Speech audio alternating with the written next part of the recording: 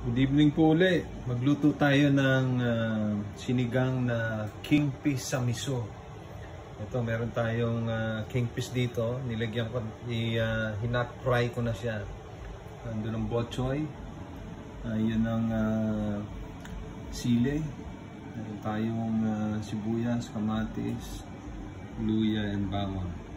Ito yung ating sinigang sa miso na Knorr. Okay. Nakikisa ko na yung sibuyas, bawang, luya at kamatis. Hintayin lang natin lumambot to. Ilalagay ko na yung isda at saka sili.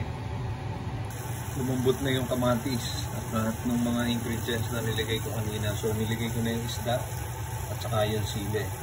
Lalagyan ko na siya ng tubig. Pagka kumulo siya, pwede ko nang ilagay yung sinigang sa miso and timplahan.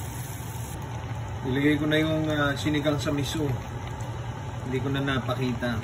At pinakulo ko siya ng mga 5 to 10 minutes para maluto pa yung ibang ingredients saka yung isda. And then ilagay ko na yung bok-choy. Finished product! Kain tayo!